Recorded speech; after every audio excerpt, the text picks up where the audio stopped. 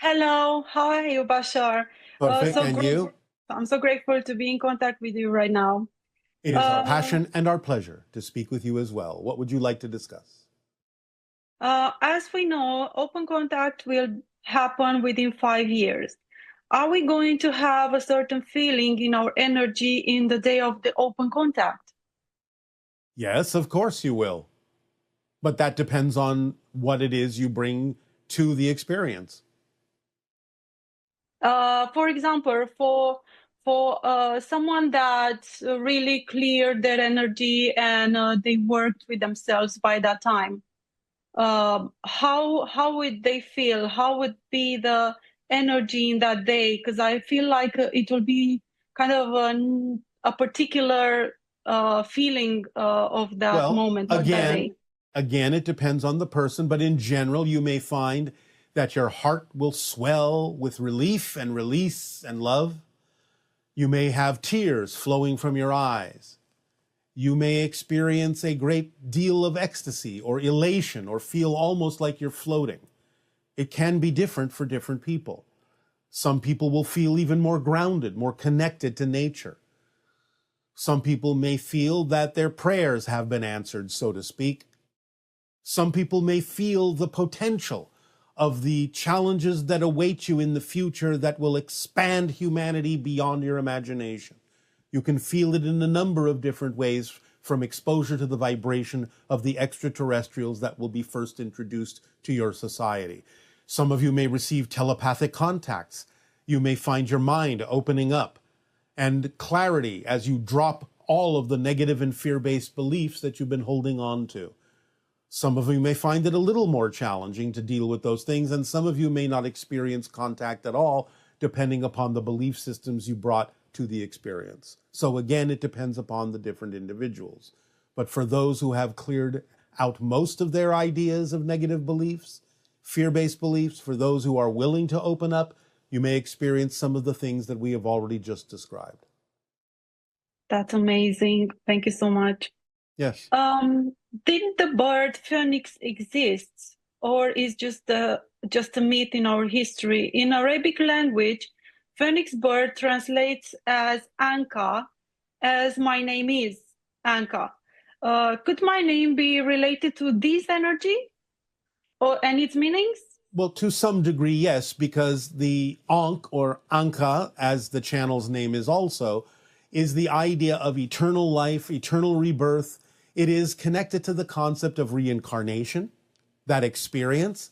It is not literally a real animal, except in the idea of the astral realm and the higher levels of existence. But the idea is that it is not something that existed physically on your planet, but is an interpretive symbol in the collective consciousness. It is an archetypal representation of the idea that you are eternal, that your life is eternal, that you will always have another chance, that there is always an opportunity for rebirth. Does it have to do also with the Cygnus star system?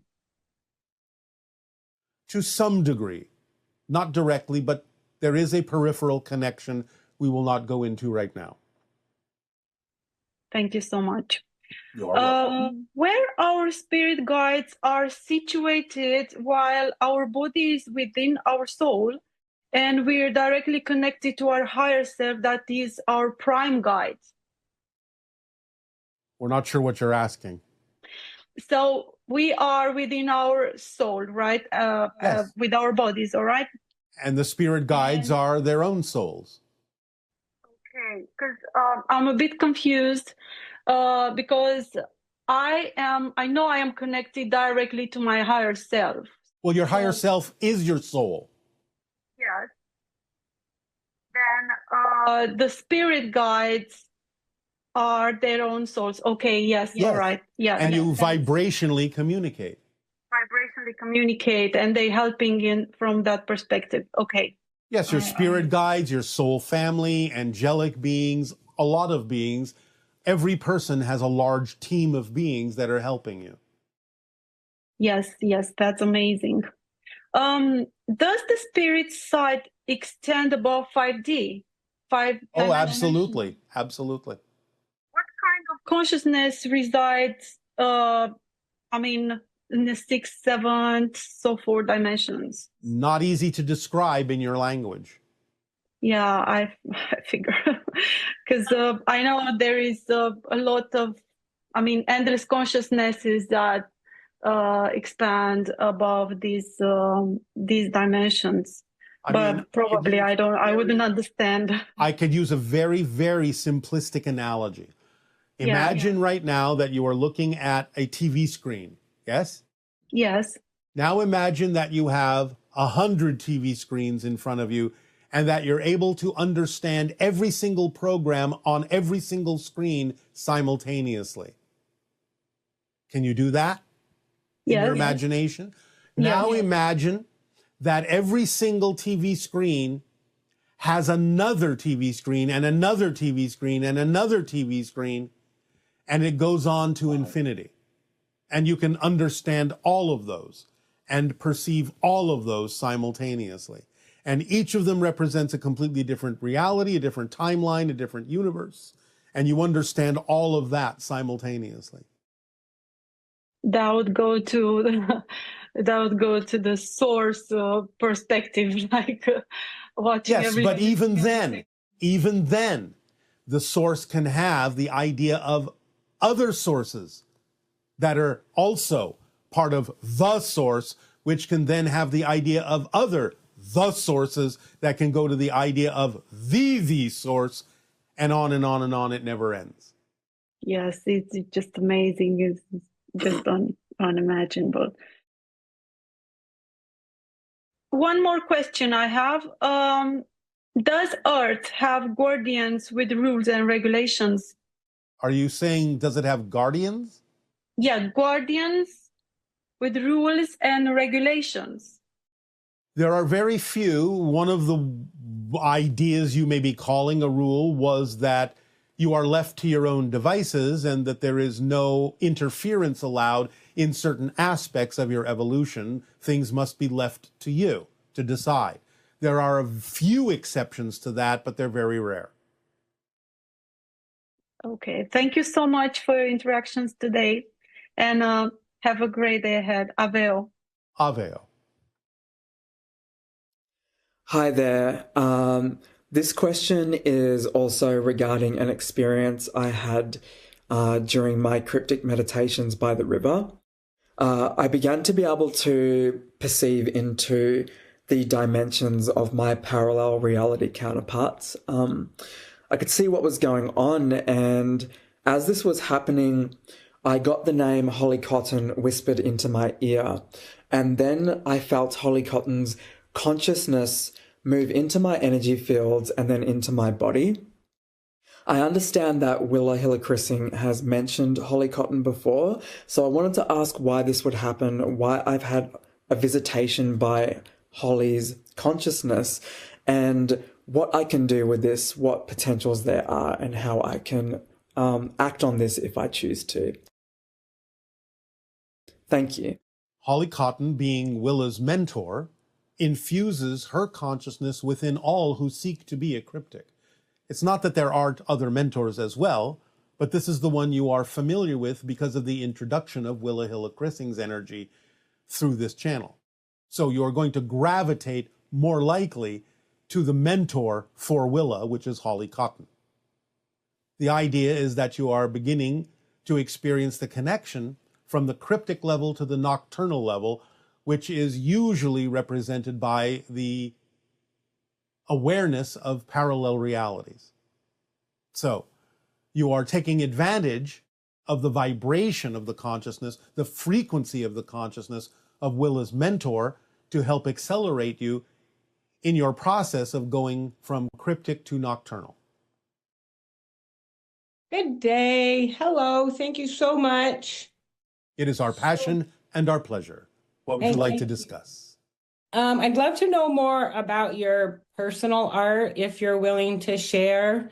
Have in my head that you sculpt kind of with a liquid crystal, not quite, but kind of. Yes.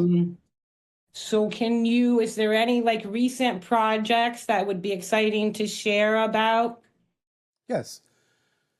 We have created recently a large latticework sphere in which is contained an atmosphere that, when entered, allows individuals to experience different aspects of reality that reflects to them what they most need to understand to move forward on their path. It is like looking, in a sense, into a crystal ball, but it is like being inside the crystal ball. That's so cool. Is that a collective idea, or how did that happen? As you asked, I sculpted it. But it is connected telepathically to my entire civilization. So it is both a personal art project and expression and a collective one, because it represents what the collective would like to create, though it is done through individuals. This is done mostly as a tool of first contact for certain civilizations who need to see things in certain ways, who are already part of what you might call the interstellar alliance, but have to relate to interacting with us in a certain way. So we create this for them. That's so cool. So can you expand on that in terms of how it relates to your ships? Because I think you said your ships also are created from the same type of crystalline matter. And it just makes me wonder, right? Like you mentioned that there would be no dashboard if we went in there because it's about your higher self and interacting Yes, with that. it's a slightly So different kind of material, though the principles are similar. But it represents the idea of a solidification or physicalization of our soul, of our higher mind. And that's why there is a telepathic connection. Because in a sense, the ship is us. That's so cool. So what does like if I were able to go in there, what would I see? Like you don't eat, so you don't need a kitchen, you don't sleep, so you don't need a bed. So what determines like the size, the shape, the design of the inside of your ship? Many different things. Primarily, it would seem like an unbroken, seamless form, either circular, maybe triangular, maybe hexagonal, in terms of the smaller ships. You might see a power pole from floor to ceiling in the center, but again, out of the same basic crystalline material that channels certain forms of energy through the ship. You might see a wall that can suddenly become transparent to function as a window, but again, all of this is done by mind. You might see certain things like chairs, if they protrude from the floor, if they are needed, but if not needed, will recess back into the floor or the walls. So the ship is very malleable and responsive to our needs by producing the things out of the crystalline material that are needed in the moment they are needed and disappearing when they are not. So cool. Thank you so much. Yes. I'd like to know more about Anima and her role. Maybe if you want to share anything about like your relationship with her, what social engineering means. Well, social engineering is basically a way of saying learning planetary management on all different levels, sociologically, politically, economically, spiritually, so on and so forth. So the social engineers will come after the first contact specialists like myself, and that's why we work closely with social engineers and why Anima is my colleague in that way. So after the idea of open contact, then the social engineers will be available to humanity to help you understand how to manage an entire planet more efficiently for the benefit of all. So, all of its resources, in other words. So how might, if I'm still around when she's here, how might I play with her or interact with her in the future? Well, again, it depends upon your particular penchant for understanding the idea of balance and understanding how there is the principle that there is enough for everyone if distributed properly. That the idea of borders and barriers no longer really exists. It's all about the idea of proportional disbursement, of understanding the value of the resources you have, how to manage them most efficiently, and how to understand that there is enough for all. Wow, very cool. And then lastly, I have been following my highest excitement. It's been really fun. And I am in a business now where I use hypnotherapy to help people reveal and transform negative beliefs. It's very exciting work for me. It's based on the idea that when we're little, we run in theta. And so we lay down a bunch of beliefs without a filter at that point. And so the work that we do brings the brain back to theta and reveals things that are no longer serving people anymore. Is there any information that you can give me that would make it more powerful for my clients so that we could tweak the process in any way that would make it more helpful or more effective? Well, if they're willing to go into gamma first, that can help them unlock a few things that will make it easier to go into the theta level where the work can be done. Oh. And can I guide that? Yes, of course. How would I do that? Well, there are many different opportunities on your internet for understanding the vibration of gamma between 40 and 100 cycles per second. You can use different techniques, biofeedback, or even an auditory signal that is in the gamma range to put them in a certain state of association and information processing that is more efficient so that they can take that with them down into the theta state in order to process the information that you are directing their attention to. The brain tells us where to go. Is Yes. that what's really happening? Yes. Okay. But it depends on the state of the brain. And that way, by putting them in gamma first, which is the channeling state, it's like they are taking a submersible vehicle down into different levels where they will have an easier time of processing the information that they find there. So that could be something as simple as listening to one of those frequency recordings before we start the process? It can be. Different things will work for different people. You'll figure it out. Okay, cool. Thank you very much. I appreciate it all, and I appreciate you very much. Our deep appreciation to you and unconditional love to you as well. Aveo. Thank you, Aveo. Hello, Bashar. I could have sworn that at one time in a transmission, you said that the reptilians feel somewhat slighted because we have that wiring in our brains that causes us to immediately go into fear when we're around reptiles or reptilians. And I seem to be the only person who remembers you saying that. And then I thought, well, maybe I dreamt it. So could you please tell me whether or not that's true? Thank you so much. Yes. Your reaction to the vibration of the reptilians causes a reaction in them that makes some of them not necessarily care for humanity very much because of humanity's reaction in the primitive brain of humanity, in the mammalian brain of humanity, to the idea of a reptile. So you're kind of at odds with one another. Not all reptilians feel the same way. Most of them actually ignore humanity. But there are those who have a little bit of a resentment toward humanity because of humanity's reaction to them. They feel slighted in that sense. Good day, good day. How are you doing? Perfect, and you? Good.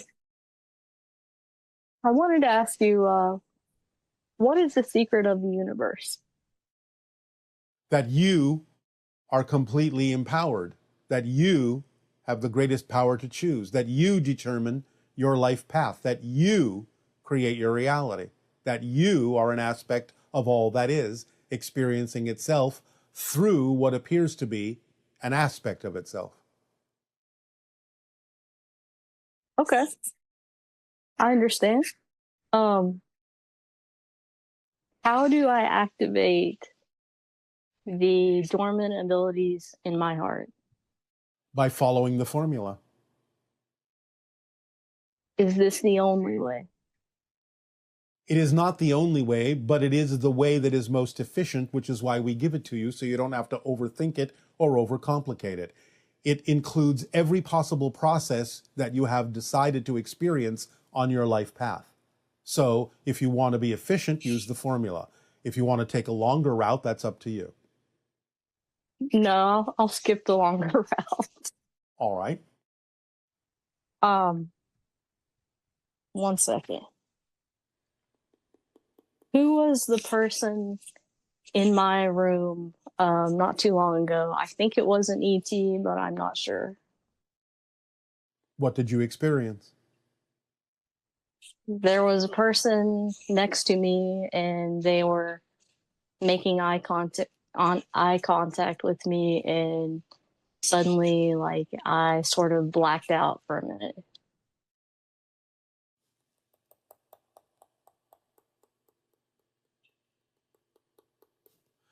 It may have been an ET connection, but it also may have been a member of your soul family. Okay. I just didn't recognize that type of physique. It didn't seem human to me. Well, remember that spirits are not any longer human, and they will take different forms that are necessary to perhaps reach you in the state that you're in. And there can be distortions of your perception of what they actually are because of the difference between their vibration and yours. Oh, okay, so my mind can create this mask of what they are in my mind? Yes, because of what it is you believe that you would experience when exposed to that energy.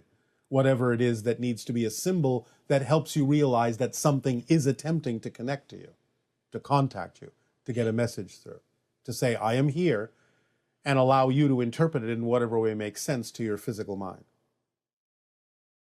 Okay.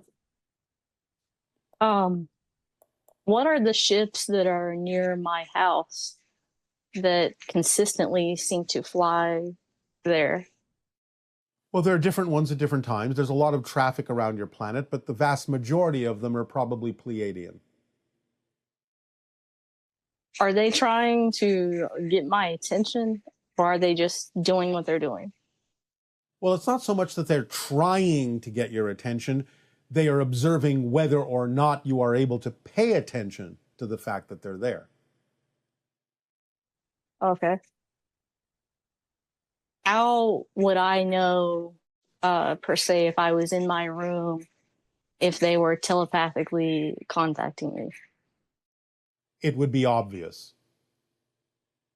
You wouldn't even have to ask the question. Okay. Is it obvious that I am speaking to you now? Yeah, it's pretty clear. It would be that obvious. Okay, I understand. How do I get specific entities to stop touching me? Why do you believe that entities are touching you? I feel something touching me. Can they not be members of your soul family reaching out to you to let you know they are there? I don't think so. Why don't you think so? It doesn't feel very positive to me. What is it that you are afraid of in life?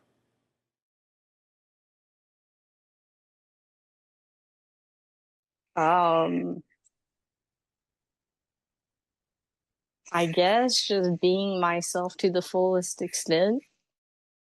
And why is that something you are afraid of? What do you think will happen if you are yourself to the fullest extent?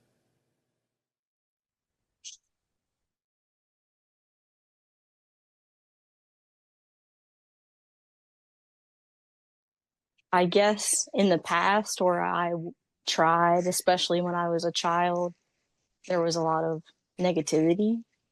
All right. But that's what's touching you, is your own negativity. It's attempting from your soul family to point out that you still have these fears and haven't yet let them go. Nothing bad will happen if you are your true self. That's just the negative and fear-based belief telling you a story to prevent you from letting it go and moving forward. So in a sense, the touching is to point out that you still have fears, and that's why it's uncomfortable for you. They're attempting to get you to face those fears and let them go. They're pointing them out to you.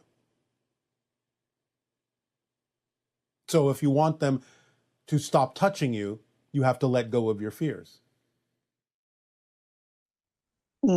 Okay. Then they will have no reason to point them out to you. Is there a different way that they can point that out to you? It's being done out of love.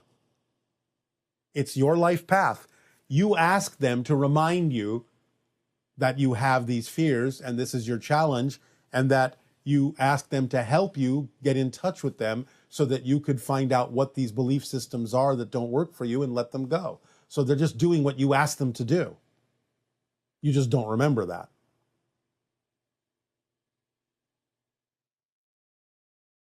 Okay. I'm going to have to process that, but that's all I had to ask you.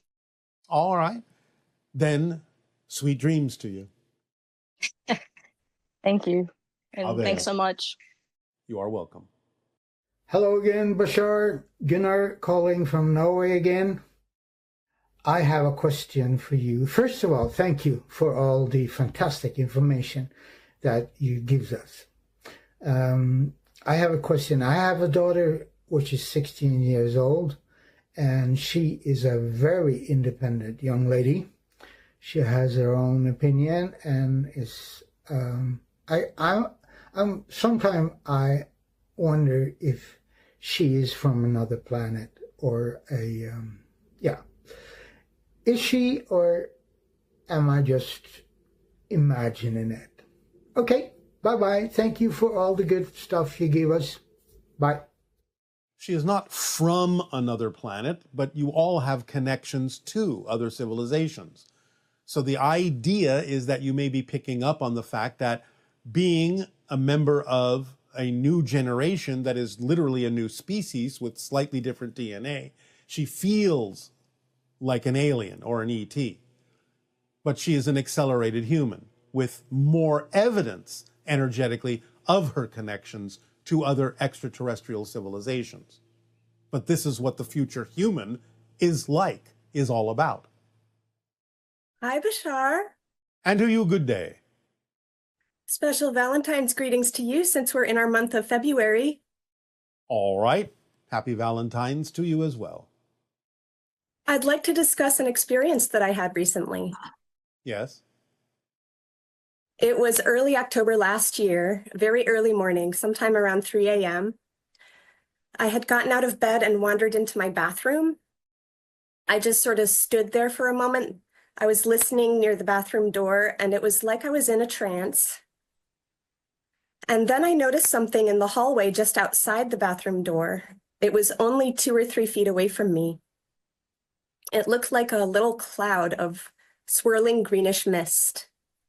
And I seemed to sense just the most vague outline of a humanoid figure, maybe just barely 5 feet tall. And I spoke to him and stepped towards him. I held out my arms. And then I felt a very strong, quite lovely sensation entering the top of my head. It was pleasantly overwhelming. I felt like I was being swept up. And the next thing I knew, I was laying in bed. The moment I realized I was back in my bed, the quality of the experience felt more like my normal reality. And the being was still with me at my bedside. He said something to me. I couldn't make out what he was saying because his voice sounded garbled. I was not able to clearly see him. I could only hear and feel his presence. I felt some more strong sensations in my energy field, not unpleasant. I said a few words to him, and then he left. Yes. And I would like to know, the first portion of the experience had a different quality than the second portion. It was more trance-like. What caused the trance-like state that I experienced at first? Exposure to a higher frequency vibration. It is kind of a reset that you asked for and were given. It kind of resets you to put you on your path a little bit more clearly. And was I caused to enter that state, or did I cause myself to enter that state? Well, both. You asked for assistance, it was given. Why did the being appear as a mist, and why was the mist greenish in color? Has to do with the heart. the opening of the heart. Again, an interpretation in your physical reality of the energy that you are interacting with, the consciousness you are interacting with. Remember that things coming from one dimension, one reality to another, as an apparition, are not always solid looking. They may maintain themselves to a higher frequency, which doesn't necessarily allow them to coalesce into something that you would recognize as physical, because it doesn't serve the purpose to do so. They can distribute energy to you more efficiently by remaining a little bit closer to their natural, non-physical energetic state. What exactly caused the strong sensations in my energy field, and how am I able to experience sensations outside my physical body since I don't have any nerves there? It's not about nerves. It's about the fact that your soul, in a sense, extends beyond your body. Your electric field extends beyond your body. It's about the idea of your electric field matching the frequency of what you are being offered by another being. So there is contact before there is contact. There is a lot of contact vibrationally and energetically before anything ever touches your physical form. Was my response to the being unexpected? Was the being surprised that I noticed him? Not surprised, but delighted. And if I had not spoken to him and held out my arms, would he have interacted with me? Probably would have backed off until you were more ready. What caused the gap in my memory, and what happened during the gap? Again, this is about the idea of resetting your energy, resetting your consciousness to make your path a little bit more clear to you as you move forward in life. The idea of forgetting is so that you can focus on your life rather than remember the incident per se. When I was placed back in my bed and the being spoke to me, why did his voice, well, you kind of explained this before. Yes, coming through a different dimension. dimensional level, it's not necessarily going to sound clear to your physical mind. It's going to appear garbled because it's coming from another level. Imagine if someone was speaking to you from underwater. It wouldn't sound clear because there's a density difference between your reality in the air and the reality in the water. So, similar idea. Can you tell me what he said to me? He told you to go to sleep now, absorb what you have been taught, and wake up refreshed and as a new person, knowing that your path is clearer for you in the way ahead. You are surrounded by love. You are helped by guides. You are never alone. Know that and take that into your heart. Move forward in your life. The being doing a good interacted job. with my energy field a couple more times. You're doing a good job. And thank you for the job that you are doing, was the rest of the message. I see. And when he touched my energy field a couple more times just before he left, why did he do this? Just checking to make sure everything was balanced properly. Kind of like a little checkup. Okay, that went well. And so, was there something specific he was looking for in the interaction? Any more reason as to why he came at my request? Well, on a different level, yes. And again, knowing that that being is doing its job well as well, being a guide for you. So that's what that being is getting out of it. The joy and the happiness and the fulfillment of being a guide for you in a way that works for you. I get the sense he's not an ET, so Not he's exactly, not. no. There's a lot of similarity between the idea of spirits and ETs on a certain level. Hard to tell the difference at that level, but no, not exactly. It's more the idea of a guide. So there's no civilization that he's coming from, or... Well, if you want to call the spirit realm a civilization, you can. I see. Because it is its own reality. It is its own realm. It is its own world. Does this being have a name or a symbol that can act as a phone number? Well, the idea of the green mist can be that way if you want to hold the imagination and the visualization of it. That can act as a connecting symbol. I understand. Or if you wish, the image of a green heart. Thank you. Bashar, I want to thank you for connecting with me today. It is our passion and our pleasure, and probably the result of the interaction you had with that other being. Understood. Thank you. Aveo. Bye. Hi, Bashar and Daryl. My name is Angela, and I am 46. I'm from Wilmington, Delaware. And when I was a child, about 5 years old, I had a very frightening experience in my second floor bathroom. I was answering the call of nature, and when I was finished, I stood up and I looked out my window, and there was a being on the other side looking at me, and it was very terrifying for me as a little kid. The color of their skin was green, but I don't remember which shade. And the first thought in my mind was this was some kind of goblin. I shut my eyes very tight, and when I looked again, it was gone. It was very vivid. It was not my imagination, and I never told anybody about it because I didn't think anybody would believe me. I'd really appreciate if you could tell me who or what that being was. Thank you so much. It was a type of extraterrestrial that is relatively rare in terms of its visitations to your planet. We cannot necessarily go into a lot of detail about that particular extraterrestrial species at this time. They will eventually be introduced to your society when open contact occurs. But there are those who from time to time will visit Earth and sort of observe and peer in to understand humanity. And they will be attracted sometimes to the idea of children because children are so open energetically and consciously to the idea of other dimensions and other realms.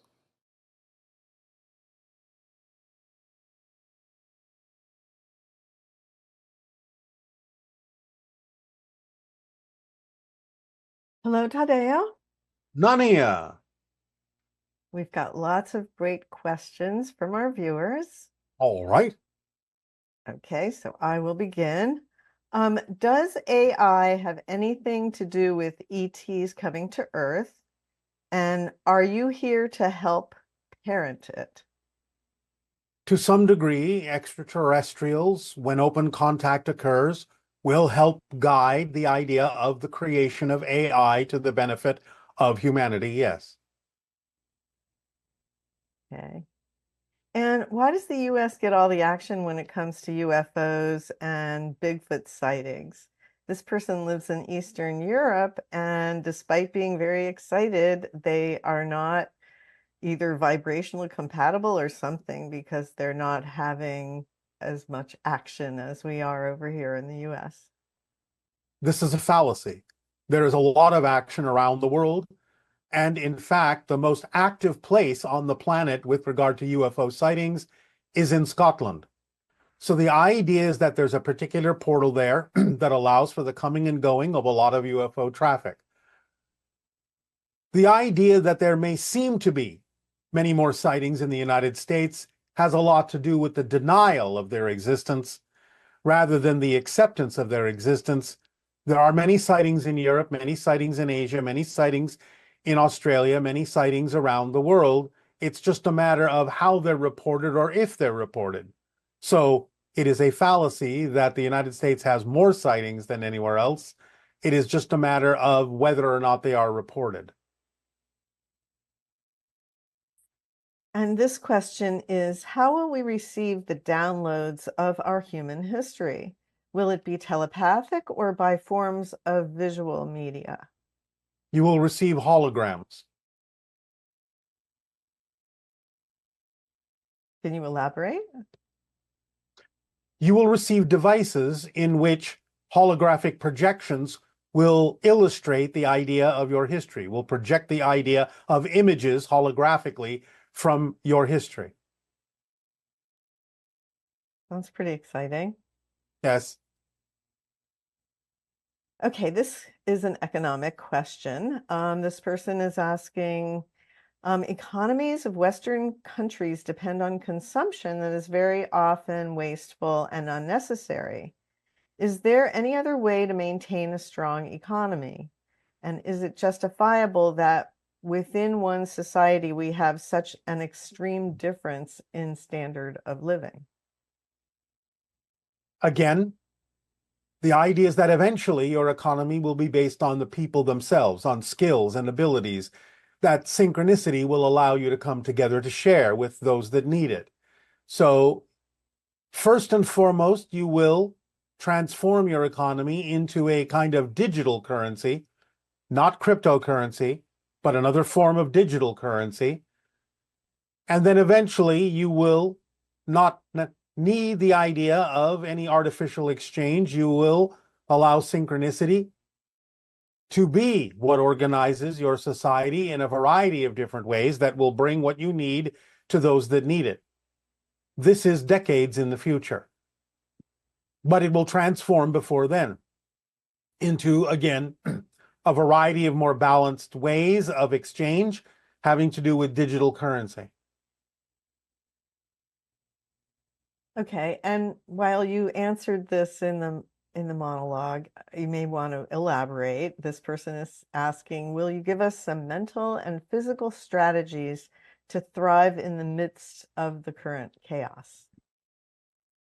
We address the idea that underlying what appears to be chaos, there are patterns that you can search for, but on another level. Understand this is the concept of the swing of the pendulum, going to extremes on your planet. It is about eliminating the idea of responding and reacting with extremism. It is about staying closer to the center. So the idea is to know that the degree of extreme chaos that exists on your planet is to generate a response and a reaction that will bring you back closer to the center rather than going to the opposite extreme next time. So it is all about how much chaos can you take? How much disruption can you take? How much are you willing to abide by until you finally start to make choices that will bring you back to a more balanced and central place in your response to things and your ability to solve situations on your planet in a more balanced way. So you are being given an extreme experience of chaos so that you can understand how to respond to that in a way that will bring you more back, more closer to the idea of a positive, centered, and balanced situation when you've had enough of the chaos. And then on a personal level, it would be the idea that you'd stay in a positive state, or at least go into a neutral state if things are happening that are not your preference. Yes, of course, because then you will get the benefit out of it. You will be able to have the inspirations to create the scenarios and take the actions necessary to bring your society back into a more balanced and central state, rather than going to the opposite extreme, as is common on your planet at this point. Usually you meet one extreme with another extreme instead of going back to the center and balancing yourselves. This is an opportunity to be tired of extremes on both ends, and the idea of then creating a more balanced and reasonable state of being in your society throughout. And the idea of taking the high road, that's a saying they have on Yes. Earth.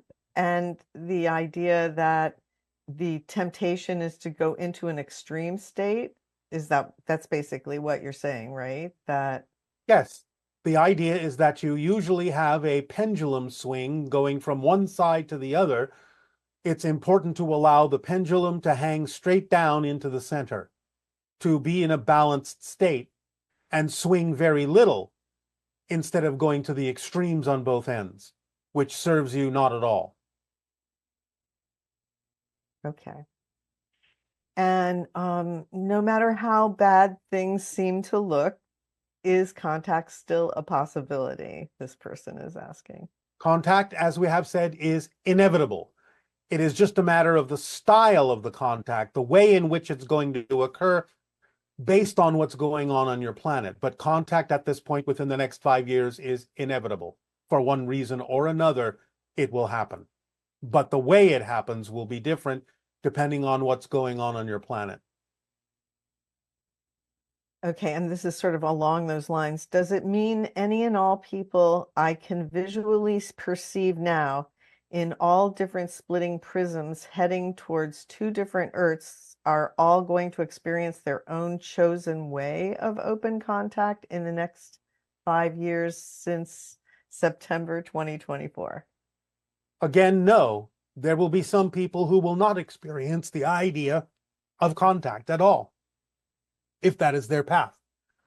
This is few and far between, but nevertheless, it is still possible to experience no contact. But the majority of people on your planet will experience contact in one way, shape, or form. Thank you. And this question is, will Canada become the 51st state? Of course not. Okay. And this person is looking for clarification. You seem adamant that we are our government, but to many, there seems to be a separation. Can you clarify what you mean by this and help dissolve the illusion that we're disconnected? You already understand it's an illusion that you're disconnected by the very way you asked the question. We say you are your government because you are responsible for the choices that you make in terms of who you install in certain places of authority.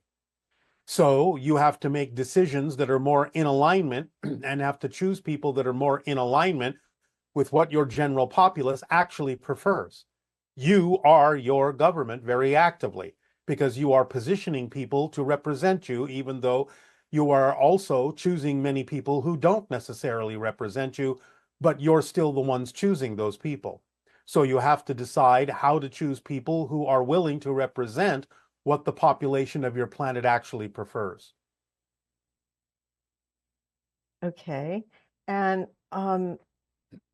what cultural mechanisms, education, finance, technology, and more, are needed for everyone to live by the formula? How would this impact the isms in our culture and religion?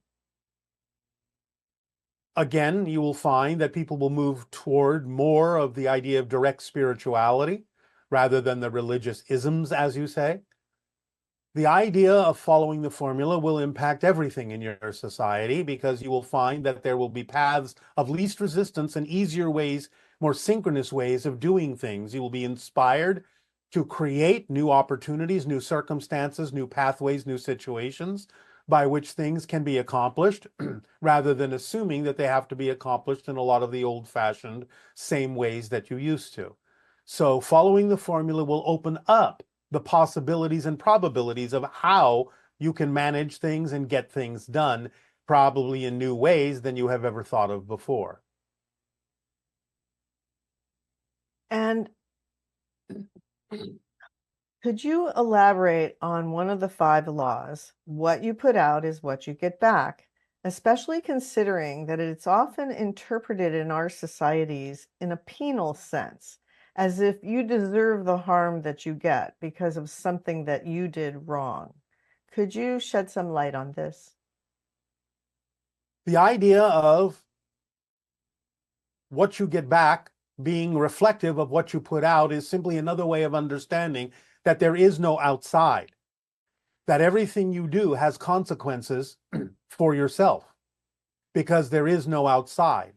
So the idea is that every action that you take in some way, shape, or form will create a scenario, a circumstance, a situation, an energy, a state of being that in some way, shape, or form will eventually create a situation in your life, whether you be still alive or afterwards, that will force you to face the consequences of the choices that you made, even if that takes you all the way into life review when you leave the physical reality.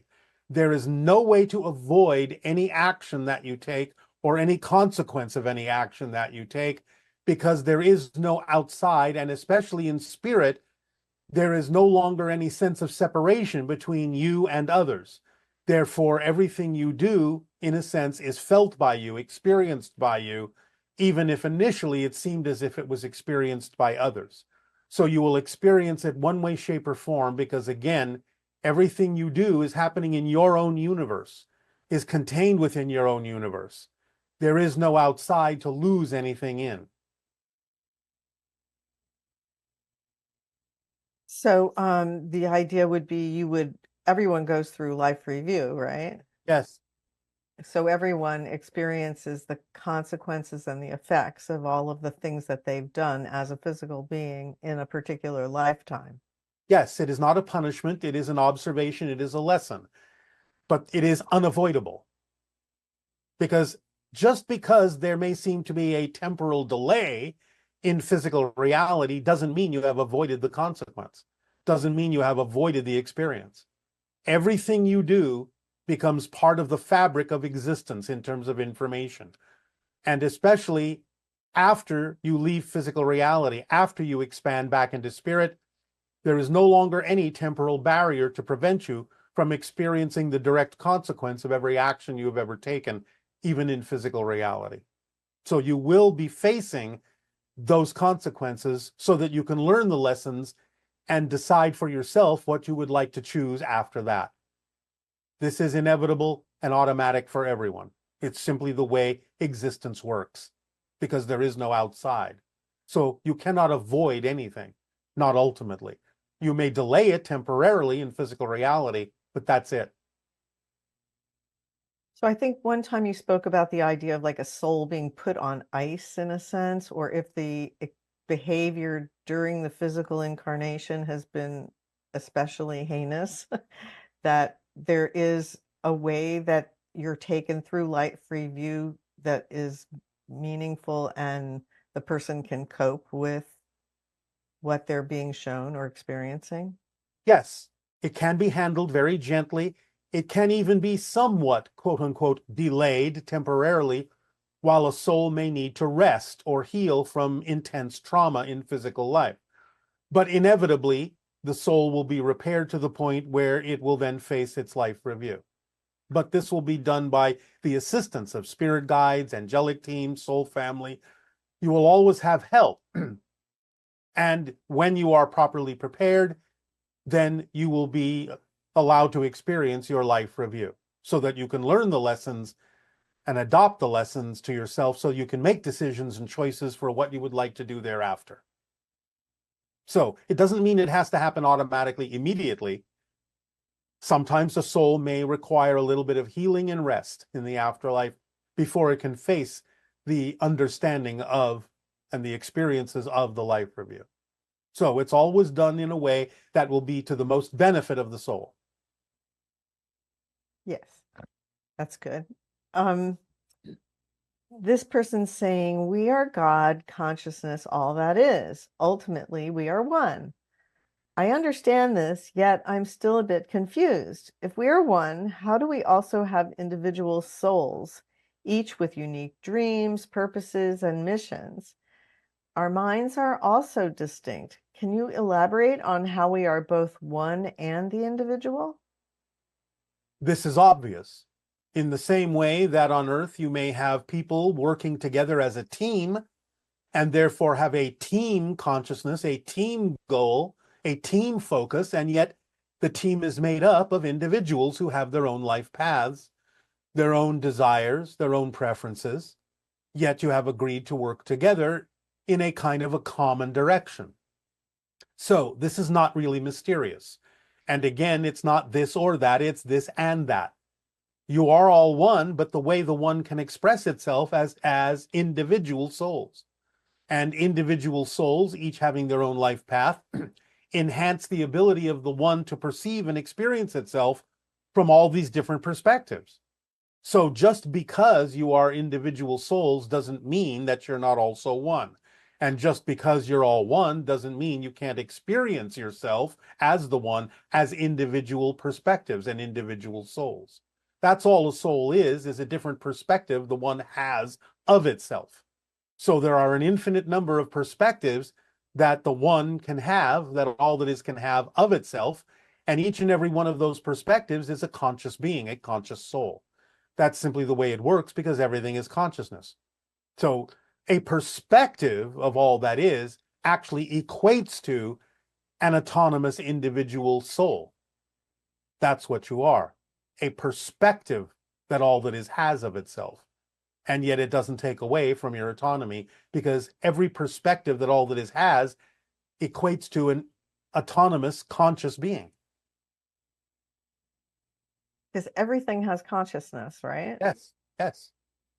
Everything is consciousness. Yes, right. Okay, since physical reality is a reflection of our vibration, what is something most humans misunderstand about how this mirroring effect actually works?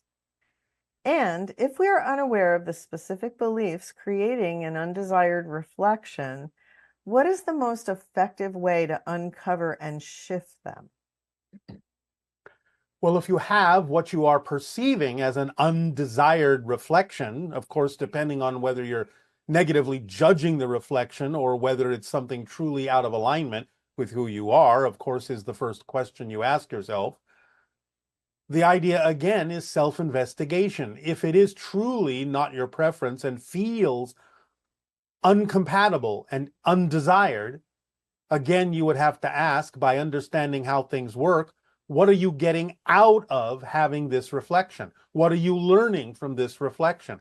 How can it help you move in a different direction? So you still have to know it's there for a reason, as we have said. There are no accidents. So if it's there for a reason. What is it trying to show you? What are you learning from it? What are you holding on to that you think you need that maybe you don't need? So again, it requires deep self-investigation to find out why you would hold on to something you don't prefer, because you will always do so because you believe it benefits you. You have to understand the motivational mechanism and how it works. But that will be the beginning of the dialogue, the internal dialogue, that will help you understand why you're getting the reflection that you're getting, or perhaps why you're judging the reflection negatively that you're getting instead of using it to your advantage, since there is always a reason why everything is there. Okay. And if physical reality is an illusion reflecting our beliefs, what belief structures create life-threatening allergic reactions, and how can one deprogram that matrix without dying in the process? Of course, again, there may be many different reasons, as there are different people, for having allergic reactions to things. One of the most general reflections is self-rejection, and therefore that being represented by the idea of the nature that surrounds you or you find yourself in. So it has to be something that perhaps for most people needs an investigation into what parts of yourself are you rejecting. Have you learned to reject? Have you learned to judge negatively so that you don't, quote unquote, belong, so that you don't fit in, and therefore are rejected allergically by nature? Now, it can be something different as well. But again, for most people, it has to do with issues of self-rejection. Okay, thank you. How should this person handle a behavioral secret that they have kept from their family due to differing beliefs? They have no negative feelings about their choice, and they don't intend to change them, but also know that sharing would cause their parents and their family heartbreak. Pay attention to what we have already said and described about the idea of consequential secrets. The idea is not necessarily to reveal something, but to simply stop the behavior if it is something that, if revealed, would have detrimental effects on others, not because of their belief system according to your belief system, but because you know it would actually break a trust or confidence or have detrimental effects from something that you have established. So what we are saying is it's not about the revealing of certain secrets that are simply representative of your personal preference that are correct for you. You don't have to reveal anything that is your personal preference that's correct for how you wish to be as a person, if you know that it might be something that will upset others. Because then the idea is that this is simply in the domain of others to not necessarily choose to be upset by the choices you're making to be your true self, if that's what's happening. So we're not talking about the revealing of personal preferences that someone else might find upsetting. We are simply talking about the idea that if you're holding on to a secret that represents a behavior that you know, if revealed, would be the idea of dismantling the trust that exists between you because of what you have established with them, having to do with the circumstance and situation that you may be going against. It's about just stopping the behavior so that you don't have the secret anymore. So that if someone asks you, is this happening? Are you doing this? You can honestly say no. And this person is saying that if everything is synchronistic and they attract the perfect lessons that they need to learn, does it make sense to, for example, wear a helmet on a motorcycle or have insurance? If they're positive, and then every experience, every disease, every injury is welcomed as a beautiful opportunity for growth. Do you still protect yourself? And is there anything like protection, as I cannot protect myself from my own reflection anyway? This is a person who is not getting the point that is existing even within their own question. Of course you protect yourself. The idea of asking, do I need to protect myself by wearing a helmet if I ride a motorcycle, is the result of a lesson you have learned. So the idea is not to avoid those obvious things that can protect you. Stay grounded in this, stay balanced in this, and understand that the whole idea, perhaps in your society, of wearing a helmet or having insurance are the results of learning lessons to protect yourself. It's not about trying to avoid the obvious. It's not about trying to be so spiritual that I don't need to do these things. It's about understanding how things work in your reality and learning the lesson. Of course, wearing a helmet will protect you, because that is the lesson you learn if you fall down and injure your head without a helmet. So the things that you're talking about avoiding are actually the lessons you need to learn in a typical physical reality. That's really a great understanding, you know? Yes. Don't be so spiritual that you forget that following the lessons of physical reality is just as spiritual as anything. Now, this questioner is saying that her boyfriend completely refuses to believe anything that has to do with souls, UFOs, ETs. Did he and other people who think like him choose the experience of being closed-minded about these topics before incarnating on Earth? And if not, is there a way to help them wake up? There may not be. Yes, it is a situational choice of the spirit to know that they are going into a reality where things like spirit, UFOs, ETs, the expansion of consciousness are going to become part and parcel of the expansion of humanity in this particular time frame, in this day and age.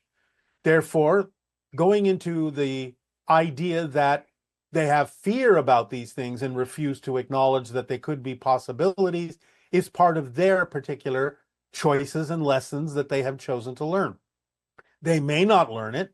It may be their life path to not open up to these things, but that's all right. Again, it may simply be an opportunity for them to realize that these things do exist.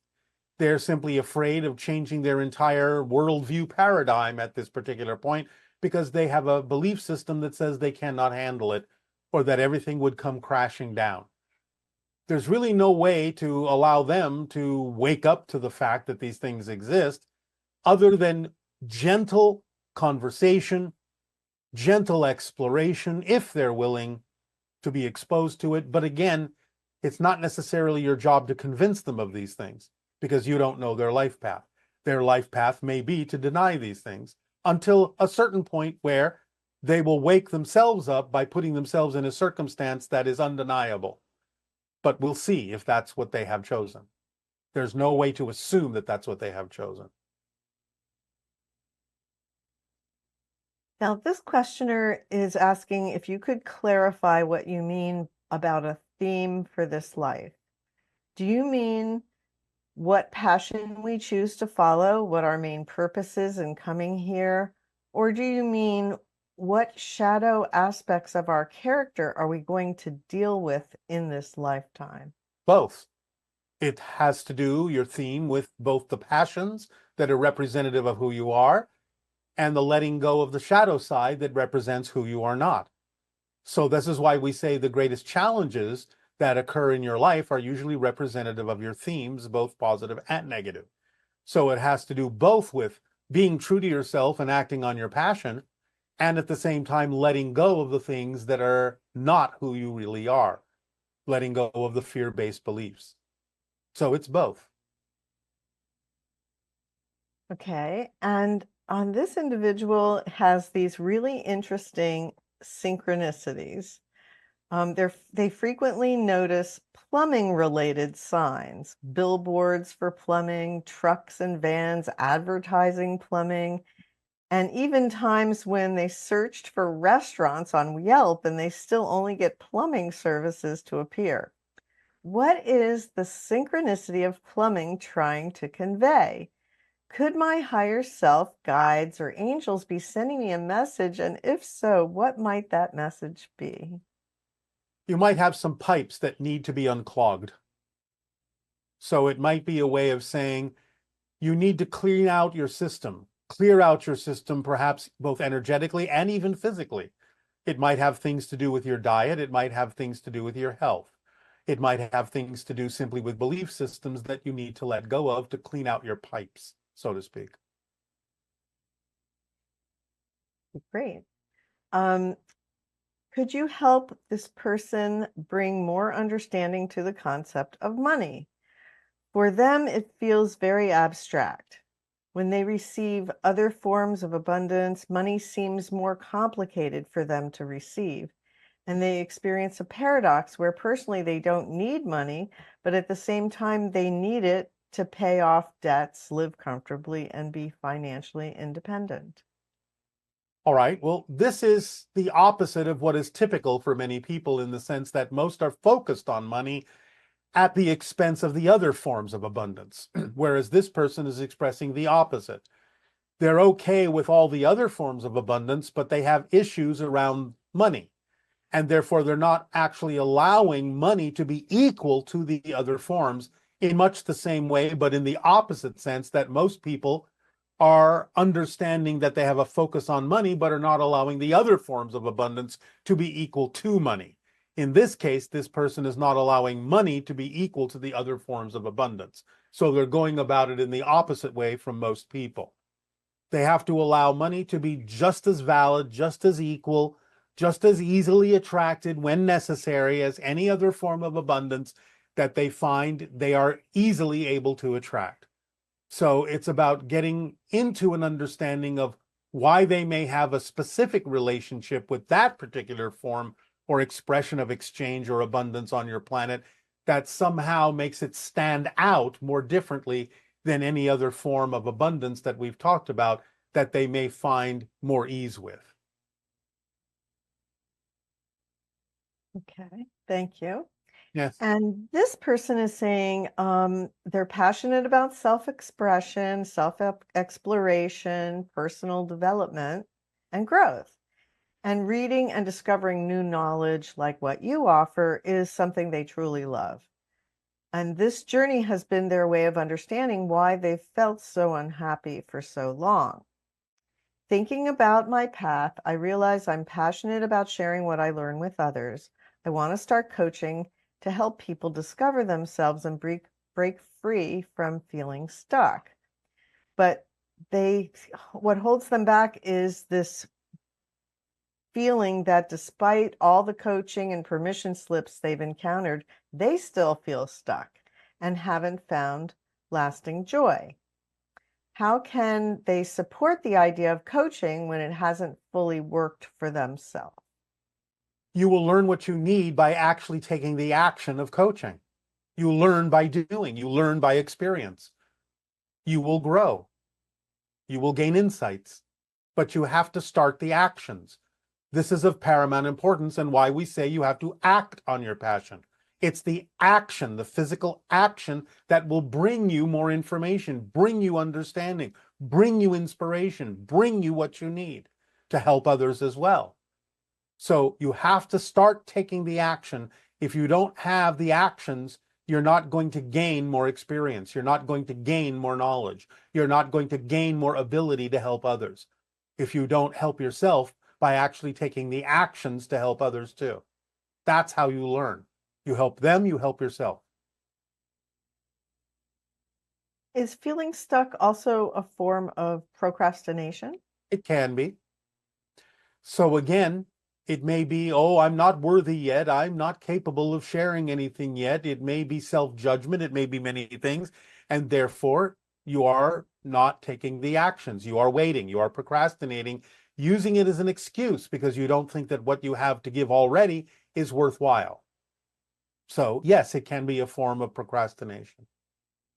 So the idea of taking action in some form in that direction can eventually help you break through whatever barriers to understanding your issue is.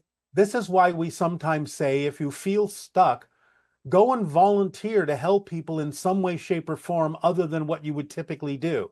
It will get you out of your head. It will get you out of yourself in a good way. You will start to learn things and then perhaps can transfer those lessons by volunteering for something other than what you would typically do that will then be transferable to what it is you are truly passionate about. So one way or another, the actions you take to help others in some situation, whether immediately representative of your passion or not, can unstick you by putting you in an unexpected situation where you're being of assistance and being of help to others. It can transfer to what you actually ultimately would prefer and are passionate about doing. Just take the action. That's the most important thing. So if you can't take the action in the direction of what you know you're passionate is about, go and volunteer for something unexpected, helping people, feeding people, clothing people, reading to people, building houses for people, whatever it takes, volunteer to help, and you will find yourself getting unstuck not only in the idea of the actions you take in your volunteer work, but also getting unstuck in the direction of your passion as well. And does the idea of chaos, when it arises in physical reality, also provide an opportunity to be unstuck? It can, because it turns everything upside down. Everything is unexpected. And when everything is unexpected, then all bets are off, as you say. That means anything could happen. And you can take advantage of that stream. You can take advantage of that momentum. Anything can happen, including the things that are representative of you acting on your passion. So by all means, you can take advantage of things loosening up in a positive way. And that's, again, the importance of staying in a positive state so that no matter what happens and no matter how chaotic something may seem, you will get the advantage of using chaos to your benefit because now all bets are off and anything can happen to your advantage. And in line with that idea of history repeating itself, and like you were saying about protection, things we've learned. Yes. How does that factor into the idea of things being chaotic and still allowing for the idea of learning from history? History, as you say, repeating itself is simply another way of saying you're always given another chance to change things in a way that you would prefer to. If you haven't learned the lessons will always come back until you no longer need them. So when you decide to use the repetitions in your history, the cycles in your history, to actually learn the lessons of how to do things differently, this is what we were talking about before, about the pendulum swing to the extremes. Until you learn the lesson to stay balanced in the center, the same lessons will always come back. The same opportunities to learn the lessons will always come back. Earth is a planet of cycles, and this is one of the cycles. You're always given another opportunity to learn the lesson. When you learn it, you end the cycle. Thank you. This person is saying that They're saying, I am 55 years old and nearing retirement and believe I have followed my passion and synchronicity. Why am I discovering Bashar only now? What is my higher mind trying to tell me? What's next? You are discovering this information now because now is the timing for it. Now is when you're ready for it. Now you can implement it, especially if you are retiring. Now you are free to implement whatever you wish that is representative of your passion, even more so. And therefore, there may be value in some of the information we are sharing with you to allow you the opportunity to do this now that you have timed the finding of this information with the idea of freeing up your time schedule. Great.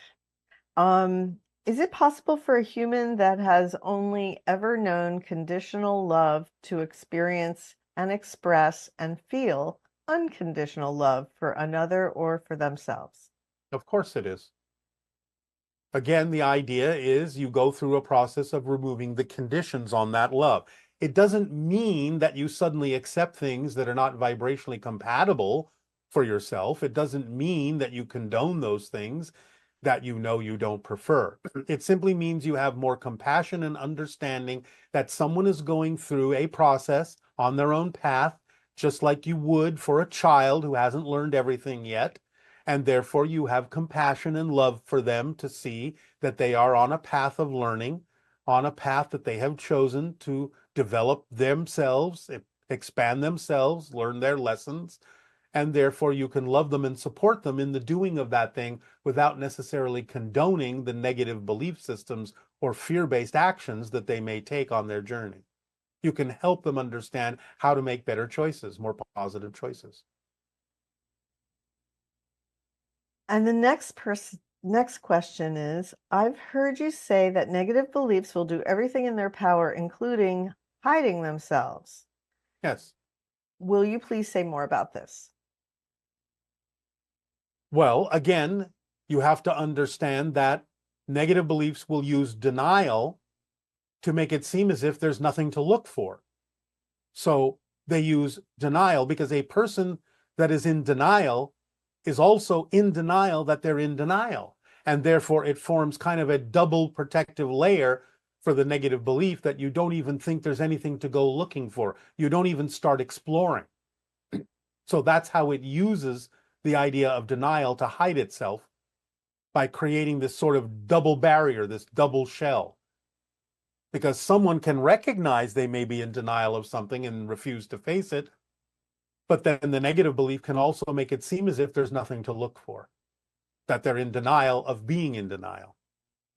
So it can be a very powerful filter to break through.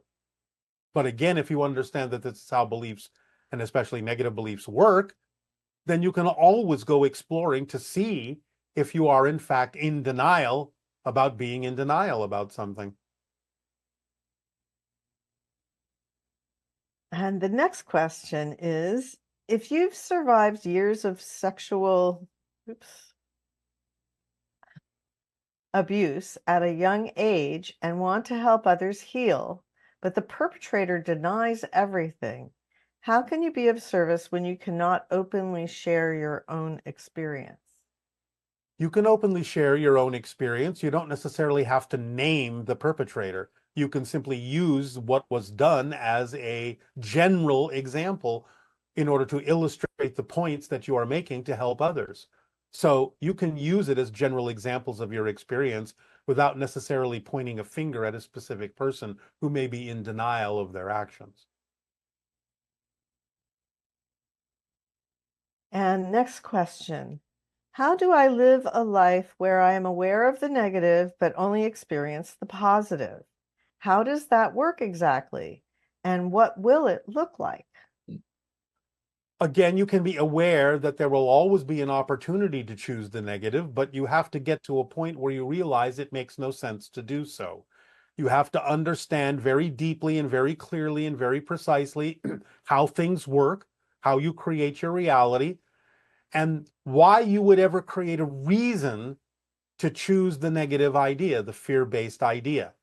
And again, remembering the formula and the fourth step of remaining in a positive state no matter what happens is what will allow you to transform any experience, even ones you don't prefer, ones that are out of alignment with who you choose to be. It'll allow you to transform them and get a benefit from them no matter what they are.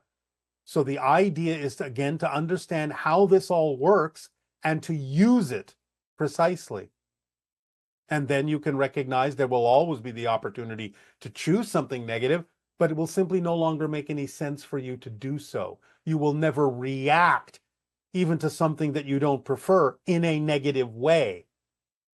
Remember, it's not about what happens, it's about what you do with what happens that makes the difference. So no one is saying that something may not manifest ever again that you don't prefer. That's not what we're saying.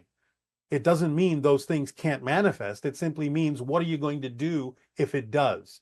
Are you going to stay in a positive state so you can get a benefit from it? Or are you going to react negatively to it as if something is wrong just because it manifested? You're always given an opportunity to learn a lesson from something. So don't go by what it is, go by what you do with what it is. Perfect, because that just answered the next question. So I will move on. All right.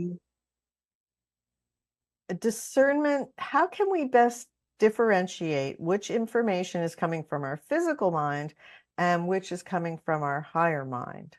It's not always clear. Well, it depends on what kind of information you're talking about. You know, when you're honest with yourself, the difference between excitement and anxiety, whether it comes from your physical mind or your higher mind.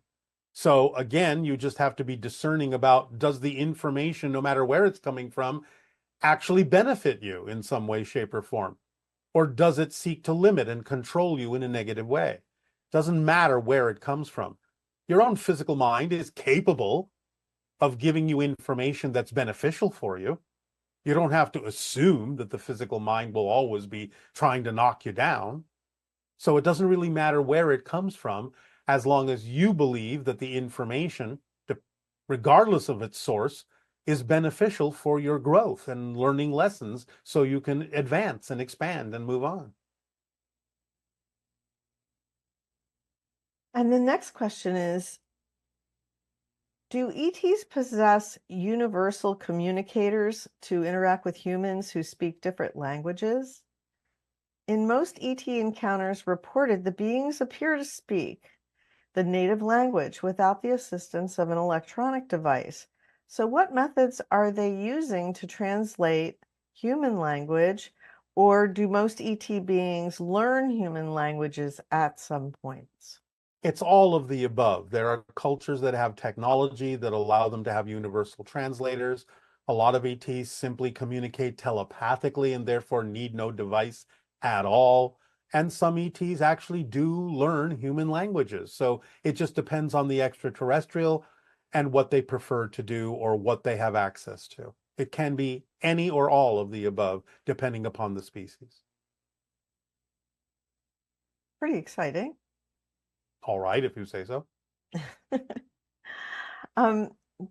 Do spirits ever try to do things and get attention of the living through things like starting, this person is saying, for example, could my dead mother, arrange to have a song start playing on the radio when I walk into a store?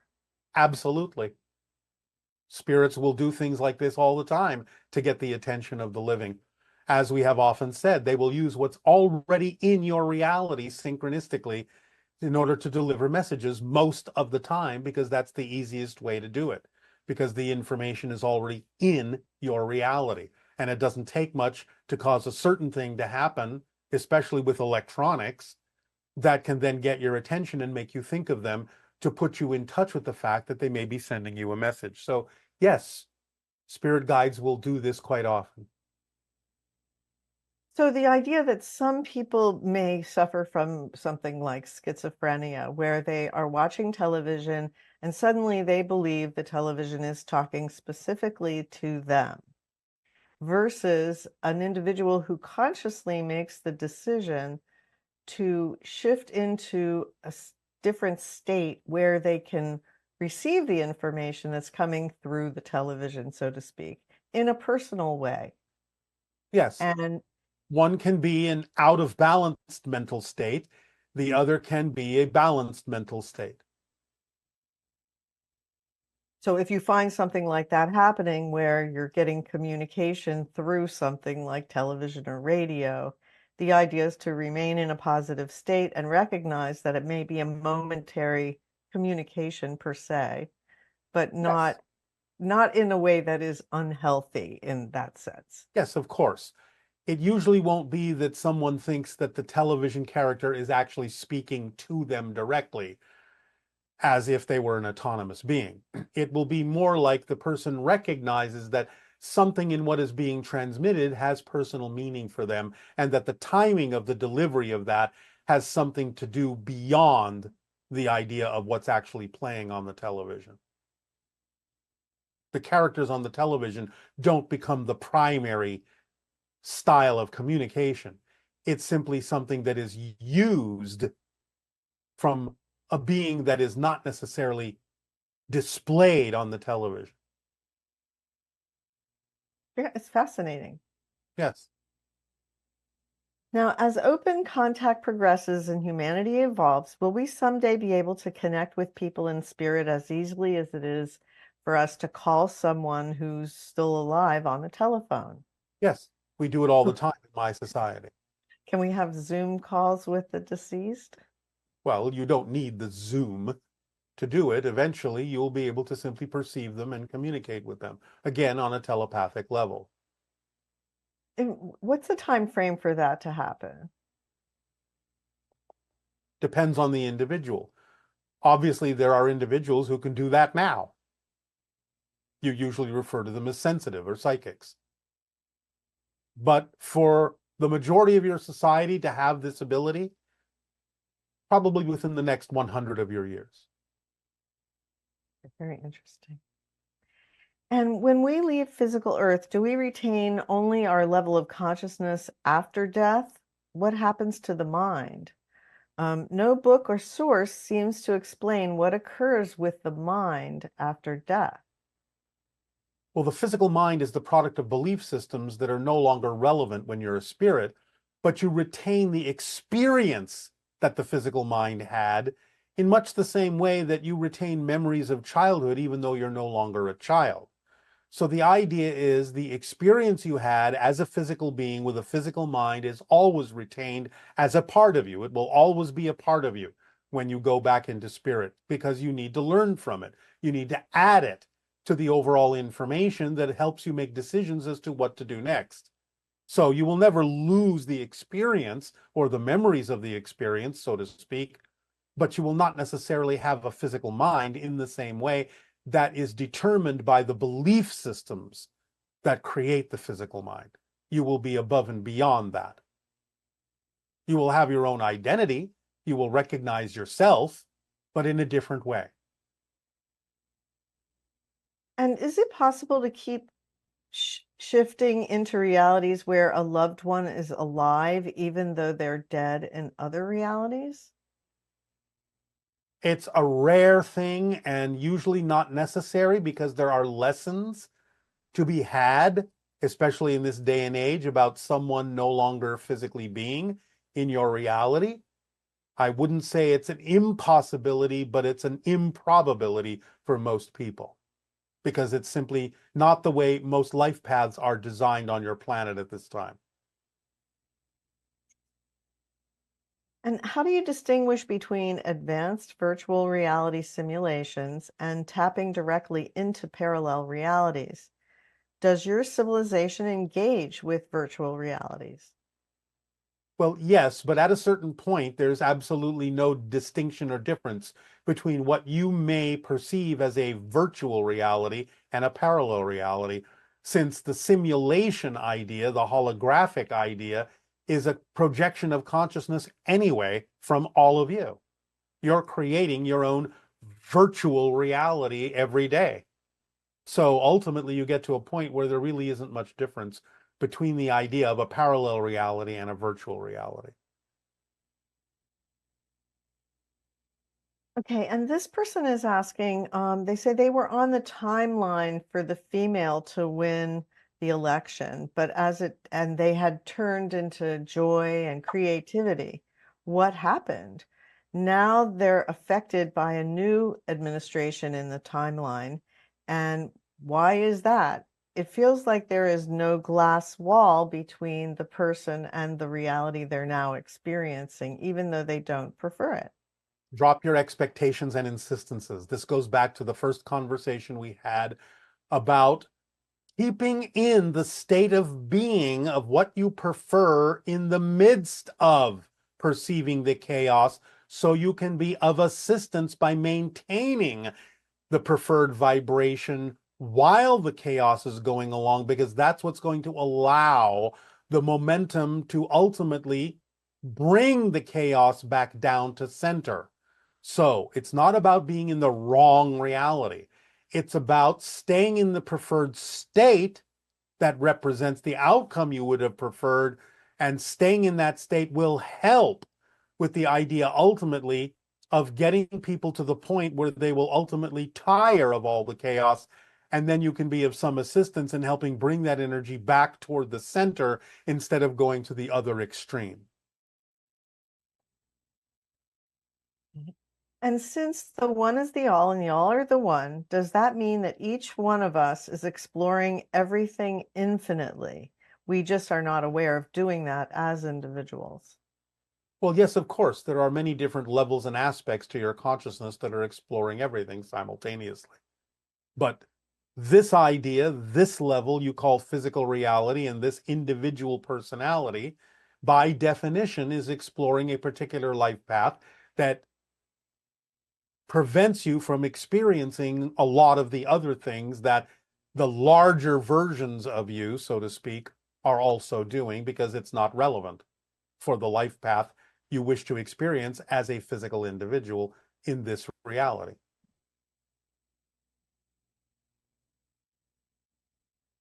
Next question about signs, synchronicities, numbers, and stuff. Are these kinds of things always messages from our guides or our higher self, or can they just be reflections of our own limiting belief and not so much guidance as reflections of our fears and limitations? It can be either, but again, it depends upon what the symbols mean to you. You can use them in a positive or a negative way. You can say, I keep seeing this, and therefore it's reflective of the fact that I'm focusing on this particular negative belief. Or you can also say, I keep seeing this, and it's reflective of the fact that I'm focusing on a particular positive belief. It depends on how you use it. Synchronicity itself is relatively neutral. It depends on how you use it and what it means to you, what it reflects to you. So the idea that you could get excited about any synchronicity allows it to be a trigger for being in a positive state, because suddenly you recognize that everything is one, everything is orchestrated in some way. Yes. And it brings your attention to what you need to pay attention to, whether positive or negative beliefs within yourself. Now, this person is saying that they find themselves attached to their desires, following the excitement, but instead of trusting and releasing them, they attach to them, try to control them. As you know, this doesn't work very well for them. So how can they reach new levels of trust and allow themselves to surrender? Well, again, you have to stop thinking that your physical mind knows what's best all the time. It doesn't. You have to understand that holding on to a particular outcome, insisting on a particular outcome, is a limitation on what could possibly happen that would be even better. So you have to give up the idea that your physical mind knows what the ideal outcome absolutely always should be. You have to let go and let yourself know that you're imposing limitations on yourself that you don't need to impose. Even though it may seem as if I'm controlling this to make sure it comes out to be the best, that's the opposite of what you're doing by insisting on a particular outcome. You're actually limiting yourself from experiencing what you could be experiencing. So when that finally sinks in, you'll stop doing it. Unless you really prefer to keep limiting yourself. That's okay, if that's your path. But I think you sound like you're tired of it. You have said that the soul is driving the car and the ego has a wheel that is not connected to anything. I didn't You've say also that. I didn't okay. say that. All right. Well, then Again, this the question's ego serves probably the not purpose. very good. The ego serves the purpose of allowing you to experience physical reality in a clear and precise way.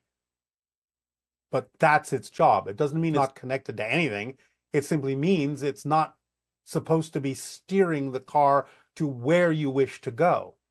It's just supposed to help you see where it is that the car has gone after you have steered it with the idea of acting on your passion, which is following the directions of your higher mind. And this last sentence in their question was, you will discover that you've said you will discover that you have been in control this whole time. From the higher level, yes.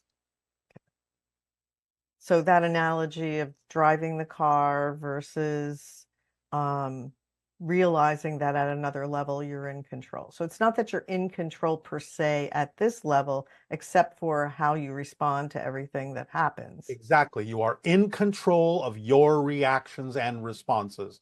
You have the free will to decide how you will experience the idea of the life path that you have laid out from a higher level. And this person had a huge awakening journey and found integration back into 3D world of Earth very difficult. They felt very lonely walking their path. Any advice for that? The whole idea when you have a higher level vibrational experience is to bring that down to earth, not feel that you are missing something, but that you have been given a great and beautiful opportunity to know what that vibration can be like when you bring it down to earth through the actions of serving humanity by following your passion. So it's not there to make you feel alone. It's there to make you realize you are all one, and to bring that vibration and the opportunity to experience that high vibration to others as well through the work that you do in service to humanity by acting on your passion. Okay. And is life more like a single player or a multi-player game? Is free will also orchestrated?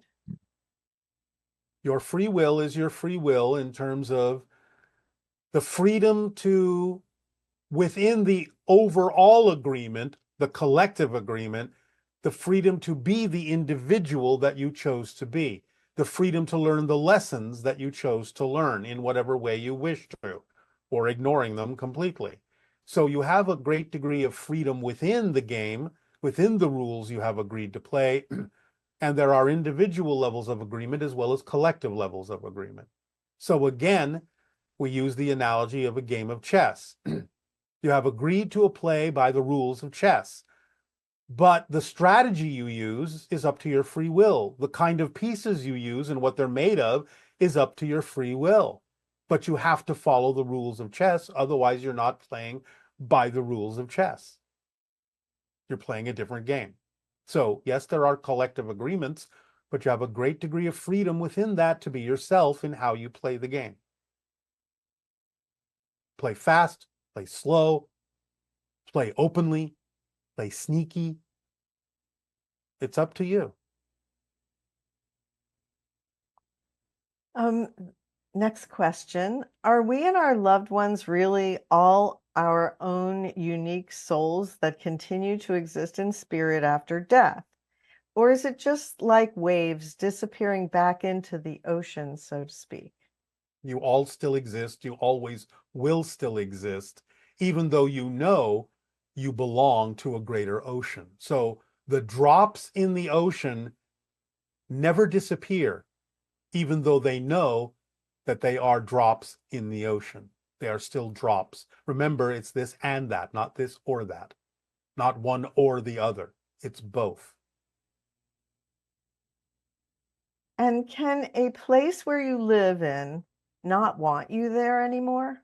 No, You can make it seem as if it doesn't want you by amping your vibes to the point where you color the vibration of the location to push you out of it because you're the one that doesn't want to be there anymore. And you're simply projecting that on the location to make it seem as if the location is pushing you out, but you're the one doing it. So a location can become vibrationally incompatible to you, but that doesn't mean it wants you to leave. It's simply reflecting what you're giving off, that you want yourself to move. And what role will Bashar and Daryl have post 2030? Will Daryl ever finally get to meet you face to face? Yes, and that's all we will say about that at this time. Okay. And how old are you for this particular transmission? Somewhere between 137 and 157, depending upon the question. And do you stay in your ship above Sedona, or do you go back and forth to Essassani, or are you able to be in two places at once? It's not so much being in two places at once, but I'm able to go back and forth without you necessarily noticing, because time for me is not what it is for you. And you never sleep, right? No. But you rest. We can rest. Or when you're in a state of repose, is that a state of resting? Kind of. Or a state of activity in a different way, on a different level. So that is one piece of furniture that we would see in spaceships, chairs? When they are necessary, they will extrude from the floor. When they're no longer necessary, they will dissolve back into the floor or the wall. At least in our ships. And your demeanor translates through the channel in tone of voice, facial expressions, and physical gestures. However, when you laugh, your laughter does not translate through the channel, and you will tell us, one moment we are laughing. I'm just curious about why your laughter does not translate through the channel. Can you explain? Yes, we have explained this before. Perhaps you have missed it. But a full body laugh will disconnect us from the channel, because the channel will then withdraw within himself, because laughter is very centralizing. And therefore, in a sense, it will wake the channel up. Do members of your species ever get the giggles? We laugh a lot. And are we your favorite laughter stimulator? Certainly you are one of them. What other things do you encounter that That's make you laugh? enough for now. Okay. How are the hybrid children birthed? Are they physically carried like human fetuses? And how is the human DNA connected to create hybrid children? I believe that many of you already understand that sometimes the fetus can be carried for a small length of time by the human female and then removed and placed in what you might call a maturation chamber, taken to full term from DNA that was collected and harvested in what you typically refer to as the abduction phenomenology. And will some forces of nature change on planet Earth upon open contact? For example, will the regions of the poles become less magnetic, or will gravity even become lighter? These things have absolutely nothing at all to do with open contact. No. Okay, and one second here. Seem to want to move. Can you elaborate more on the hive mind spectrum that different civilizations choose? Like, what is the difference in a negative hive mind spectrum that the Greys adopted from a positive hive mind spectrum where we are headed towards? Who says that the Greys are exhibiting a negative hive mind? This is a misunderstanding. If you mean that they adopted the idea of the hive mind because of certain other negative activities, and therefore the hive mind is what they needed to do to save themselves, that's a different issue if that's what you mean. We will And not is, necessarily address further details of this right now. It will go into too lengthy of an explanation. okay. And is there such a thing as star seeds? Yes, of course, but star seeds are simply each and every single one of you who understands that you are here by choice participating in the evolution of humanity. So you're all star seeds in that context. Okay. And some teachings talk about how this world is totally neutral or doesn't have inherent meaning, and that we are the ones that give it meaning with our thoughts and beliefs. But you've also seen things in this world that have their own properties too, like some foods seem to be healthy, some substances seem to do certain things, etc. Can you help clarify this? Is everything neutral outside of our perception, or do things have their own vibrations and properties only? When things seem to have their own built-in meanings, it's because of the collective agreement, so you don't have to think about it. It doesn't mean that it always works for every individual. There can be some exceptions depending on your life path. But those things that seem kind of automatically built in are simply usually the result of the collective agreement, so that you don't have to always think about it. So things that you have collectively said, well, this is generally a healthy thing to do, are simply put there by the collective. So again, you don't have to constantly reinforce that idea.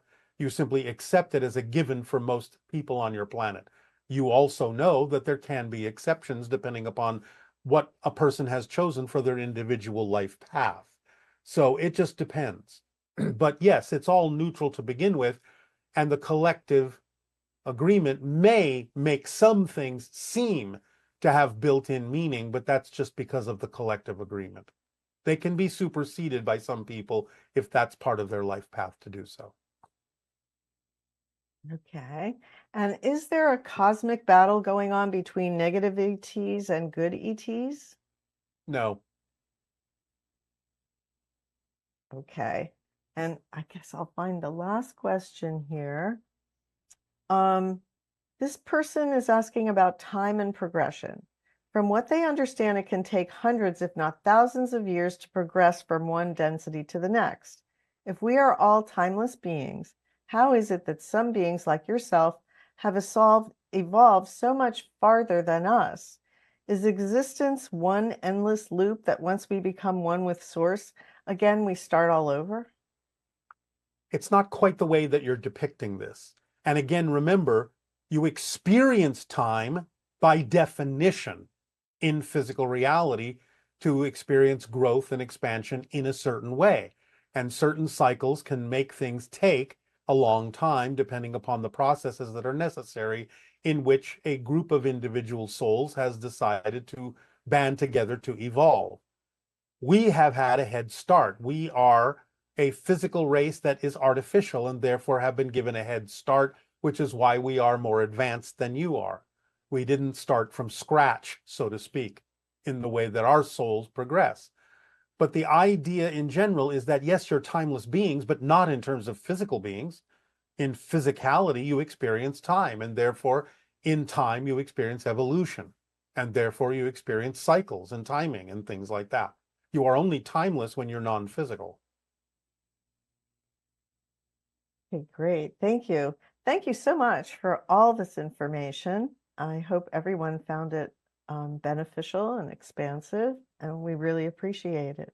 It is our passion and our pleasure and our deep appreciation and unconditional love to all of you.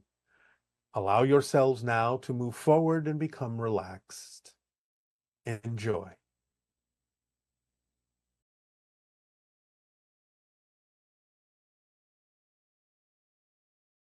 Now we would ask that you all allow yourselves to breathe deeply, to let go of the cares of the day, and to become relaxed. Continue to breathe.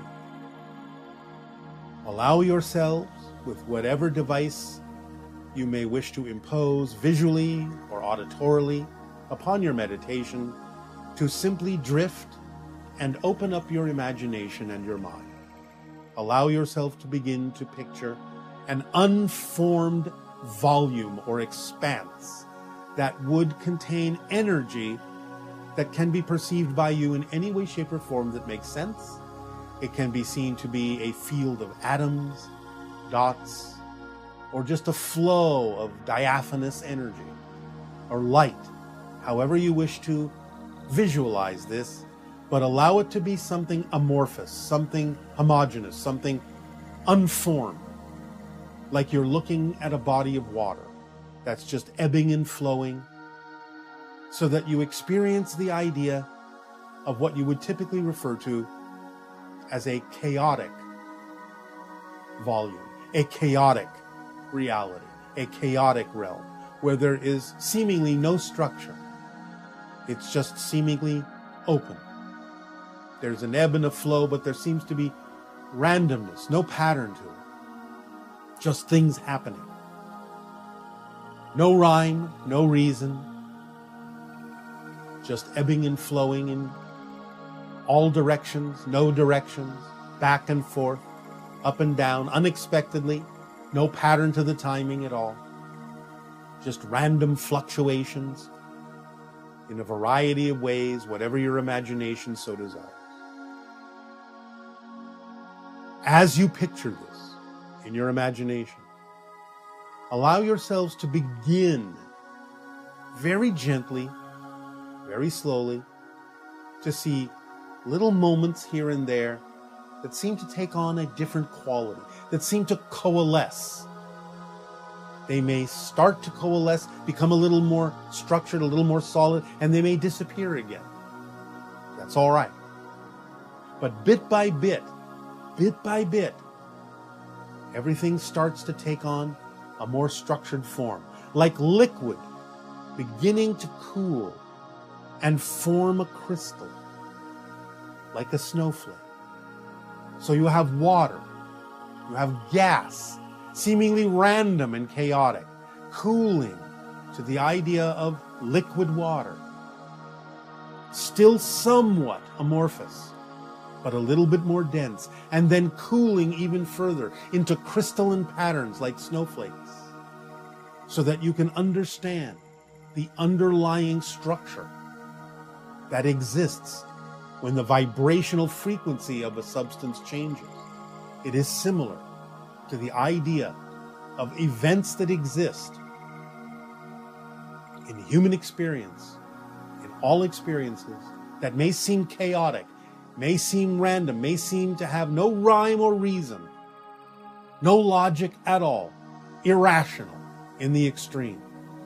And yet, by adding the energy of cooling down, of maintaining that neutral and positive state that imposes upon it an understanding, an incorporation, an allowance of all that is happening. Not a rejection. Even though there may be a recognition of what you do and don't prefer, it's not an invalidation, it's not a rejection. It's an inclusion that takes it all in and begins to compress it slightly, hold it close, cool it down, and start to see it. Little crystals emerging here and there, and they may vanish for a while, and you can bring them back down and allow yourself to see the patterns starting to form, the underlying structure starting to take shape, where rationality, reason, understanding, and knowledge come back into form, to form a pathway, an arrow pointing to the path that will guide humanity, a structure like a snowflake, reaching out, branching out, and connecting to the different things that represent all that humanity has on its path, that represents connections to things that allow you to experience your true self-empowerment, your true self, your joy, your love. All the things that allow you to be your true self. So as you experience what may appear to be chaos in your reality, cool it down. See the underlying patterns. Because as we have said, even something manifesting that you don't prefer gives you a clearer idea by contrast what you do prefer. And that recognition, that vision is the process by which you then reveal the underlying structure, to cool everything down, to crystallize the chaos into a form that is beautiful and branching and connecting to everything humanity needs to evolve and move forward in a positive and beneficial way for all. It may seem that these things have nothing to do with one another, but it's all interconnected. It is the chaos game, and there is an underlying structure. Allow yourselves to remain in that neutral space. That is the energy that will cool it down into a pattern that will allow you to feel the freedom that will allow you to move forward on your evolutionary path. Continue to breathe this in and cool it down. With every exhalation, it becomes cooler and cooler and cooler. Don't worry about the time it takes. There is a timing to all of this. Just stay in that state and just exude coolness. Cool it down, crystallize it, see through the chaos to the underlying structure that you know is there. You know is there. It will sort itself out. It will sort itself out. I remind you, without discussion and without explanation, I remind you of what our oracle told you. The dark night of the soul brings forth the light from within. And when the light of truth comes forth, the blind shall see once again. The light of truth crystallizes and allows you to see the underlying structure. Know that it is there. Seek it out.